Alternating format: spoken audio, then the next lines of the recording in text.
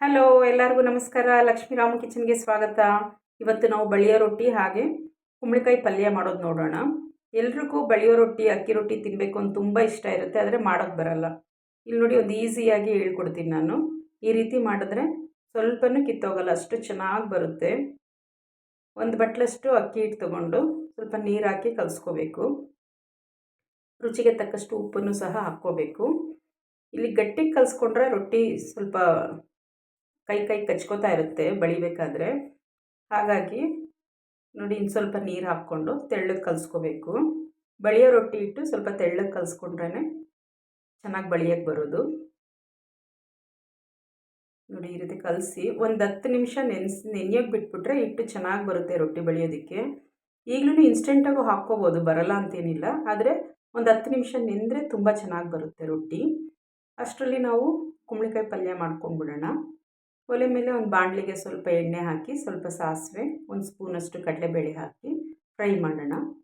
ಕಡಲೆಬೇಳೆ ಸ್ವಲ್ಪ golden brown ಬಂದ ಮೇಲೆ ನಾನು ಇಲ್ಲಿ ಒಂದು ಈರುಳ್ಳಿ ಹಾಗೆ 2 ಹಸಿಮೆಣಸಿನ್ಕಾಯಿನ ಉದ್ದಕ್ಕೆ ಸೀಳ್ಕೊಂಡು ಇಟ್ಕೊಂಡಿದ್ದೆ, ಅದನ್ನು ಸಹ ಹಾಕಿ ಫ್ರೈ ಮಾಡೋಣ. ಈಗ ಸ್ವಲ್ಪ ಕರಿಬೇವಿನ ಸೊಪ್ಪನ್ನು ಸೇರಿಸಿ ಫ್ರೈ ಮಾಡೋಣ. ಇಲ್ಲಿ ಈರುಳ್ಳಿ ಏನು ತುಂಬ ಸಾಫ್ಟ್ ಆಗೋದು ಬೇಡ, ಸ್ವಲ್ಪ ಬಣ್ಣ ಬದಲಾಗ್ತಾ ಇದ್ದಾಗೇ ನಾವು ಹೆಚ್ಚಿಟ್ಕೊಂಡಿರ್ತಕ್ಕಂಥ ಕುಂಬಳಕಾಯಿನ ಹಾಕ್ಕೊಳ್ಳೋಣ.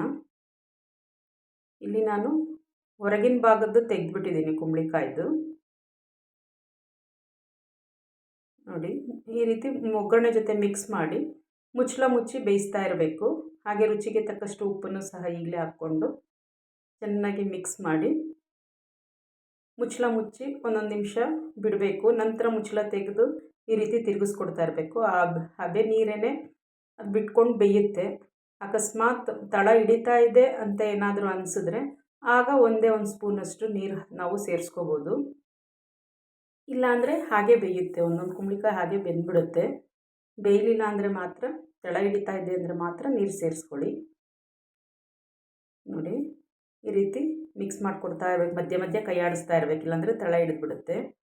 ನೋಡಿ, ಹಾಗೆ ಹೋಯ್ತು ಕುಂಬಳಕಾಯಿ ಪಲ್ಯ, ಬೇಗನೆ ಬೇಯುತ್ತೆ. ಈಗ ಒಂದು ಸ್ಪೂನ್ 2 ಸ್ಪೂನಷ್ಟು ತೆಂಗಿನಕಾಯಿ ತುರಿ, ಹಸಿ ತೆಂಗಿನಕಾಯಿ ತುರಿ, ಹಾಗೆ ಸ್ವಲ್ಪ ಕೊತ್ತಂಬರಿ ಸೊಪ್ಪು ಎರಡನ್ನೂ ಹಾಕಿ ಚೆನ್ನಾಗಿ ಒಂದ್ಸರಿ ಮಿಕ್ಸ್ ಮಾಡಿಕೊಟ್ಟು ಮುಚ್ಚಿಟ್ರೆ ಪಲ್ಯ ರೆಡಿ ಆಯಿತು. ಈಗ ರೊಟ್ಟಿ ಬಳಿಯೋದು ಹೇಳಿ ತೋರಿಸ್ತೀನಿ. ನೆನೆ ಹಾಕಿದ್ವಲ್ಲ ಅಕ್ಕಿ ಹಿಟ್ಟು, ಅದೇ ರೀತಿ ಚೆನ್ನಾಗಾಗಿದೆ ನೋಡಿ. ಹೆಂಚು ಕಾಯಕ್ಕೆ ಇಟ್ಟಿದ್ದೆ. ಇಲ್ಲಿ ನಾನು ಕಬ್ಬಿಣದ ಹೆಂಚೆ ತೊಗೊಂಡಿದ್ದೀನಿ. ಚೆನ್ನಾಗಿ ಕಾಯಬೇಕು ಹೆಂಚು ಕಾಯ್ದಿಲ್ಲ ಅಂದರೆ ರೊಟ್ಟಿ ಎದ್ದೇಳಲ್ಲ. ಚೆನ್ನಾಗಿ ಕಾಯ್ದ ನಂತರ ಹೆಂಚು ಒಂದು ಸ್ವಲ್ಪ ಕಲಿಸ್ಕೊಂಡಿರ್ತಕ್ಕಂಥ ಅಕ್ಕಿ ಹಿಟ್ಟನ್ನು ಹಾಕಿ ಈ ರೀತಿ ನಾವು ಬಳಿಬೇಕು. ಎಕ್ಸ್ಟ್ರಾ ಇರೋದು ಮೇಲೆಲ್ಲ ನಾವು ಈ ರೀತಿ ತೊಗೊಂಡ್ಬಿಟ್ಟು ಸ್ವಲ್ಪ ನೀರನ್ನು ಕೊನೆಗೆ ಚುಮ್ಕಿಸ್ಕೊಂಡು ಮೇಲೆಲ್ಲ ಈ ರೀತಿ ಒರೆಸ್ಕೊಡ್ಬೇಕು ನೋಡಿ. ಆವಾಗ ವೈಟ್ ಪ್ಯಾಚಸ್ ಥರ ಕಲರ್ ಬರಲ್ಲ, ಚೆನ್ನಾಗಿ ಬೇಯುತ್ತೆ. ನಂತರ ಮುಚ್ಚಳ ಮುಚ್ಚಿ 1 ನಿಮಿಷ, 1.5 ನಿಮಿಷಕ್ಕೆಲ್ಲ ರೊಟ್ಟಿ ಆಗಿಬಿಡುತ್ತೆ. ಇದು ಹೆಂಚು ಚೆನ್ನಾಗಿ ಕಾಯ್ದಿದ್ರೆ ನೋಡಿ, ಈ ರೀತಿ ಸೈಡಲ್ಲಿ ಕಲರ್ ಗೊತ್ತಾಗುತ್ತಲ್ಲ, ಈ ಟೈಮಲ್ಲಿ ನಾವು ಸುತ್ತ ಬಿಡಿಸ್ಕೊಡ್ಬೇಕು ಮೊದಲಿಗೆ. ನೋಡಿ, ಎಷ್ಟು ಸುಲಭವಾಗಿ ಎಷ್ಟು ಚೆನ್ನಾಗಿ ಬಂತು. ಹಾಗೆ ಸಾಫ್ಟಾಗಿ ಇರುತ್ತೆ, ಕ್ರಿಸ್ಪಿಯಾಗಿ, ಸಾಫ್ಟ್ ಕ್ರಿಸ್ಪಿ ಅಂತೀವಲ್ಲ ಆ ಥರ ತುಂಬ ಚೆನ್ನಾಗಿರುತ್ತೆ. ನಾರೇನಾಗಲ್ಲ ಇದು. ಬಿಸಿ ಬಿಸಿ ರೊಟ್ಟಿ ತುಂಬಾ ಚೆನ್ನಾಗಿರುತ್ತೆ ಇದು.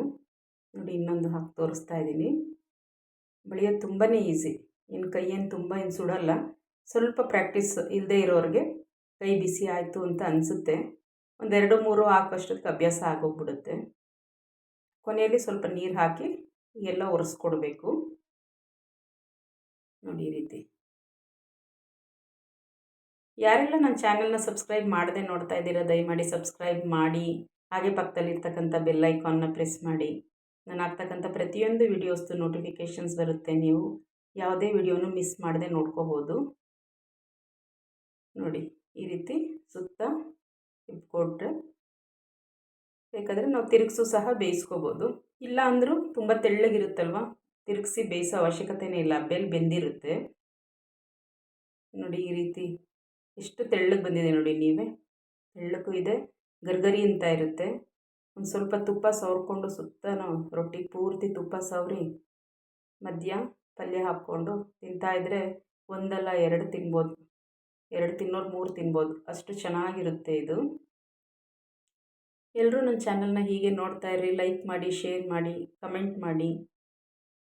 ನೋಡಿ, ಪಲ್ಯ ಹಾಕ್ಕೊಂಡು ತಿನ್ನೋಕ್ಕೆ ರೆಡಿ ಆಯಿತು ರೊಟ್ಟಿ ಹಾಗೂ ಕುಂಬಳಕಾಯಿ ಪಲ್ಯ. ಹೀಗೆ ಎಲ್ಲರೂ ನೋಡ್ತಾ ಇರ್ರಿ, ಸಪೋರ್ಟ್ ಮಾಡಿ. ಇನ್ನೊಂದು ಹೊಸ ವಿಡಿಯೋದೊಂದಿಗೆ ಮುಂದಿನ ವಿಡಿಯೋದಲ್ಲಿ ಭೇಟಿಯಾಗೋಣ. Thank you.